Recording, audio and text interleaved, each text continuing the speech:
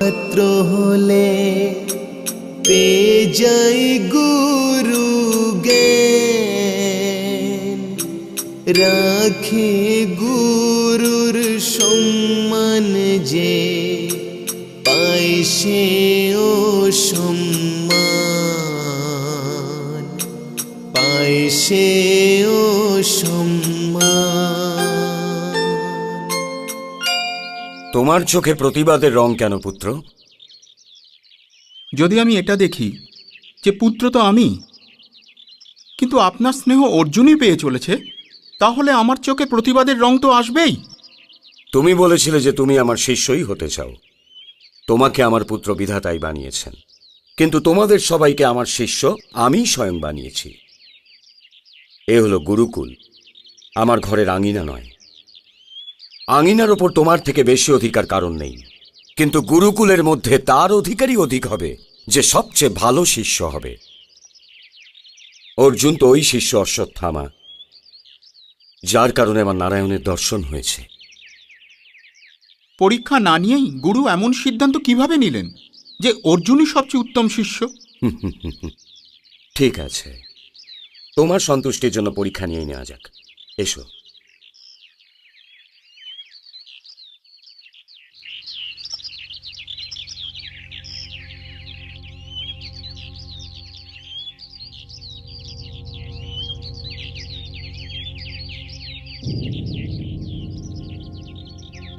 রাজকুমারগণ, ওই বৃক্ষের ওপর পক্ষীরূপী একটা যন্ত্র আছে, যেটা তোমাদের সকলের লক্ষ্য হবে।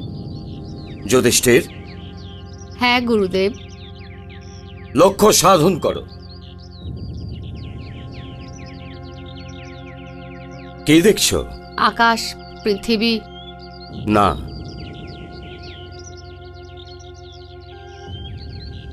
দুর্যোধন, আজ্ঞে গুরুদেব। এই বৃক্ষের ওপর একটা পক্ষী আছে। আজ্ঞে গুরুদেব। লক্ষ্য সাধন করো। যথা আজ্ঞা গুরুদেব।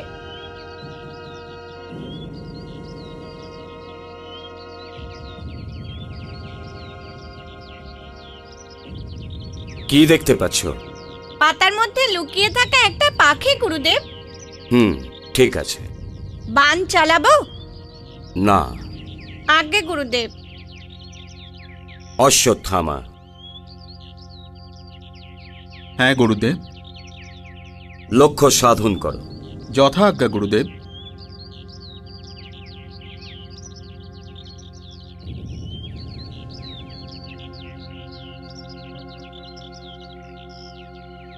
কি দেখতে পাচ্ছ? আপনার চরণ, বৃক্ষ আর পাতার মধ্যে লুকিয়ে থাকা যন্ত্র। ঠিক আছে, যাও। যথা আজ্ঞা গুরুদেব। অর্জুন,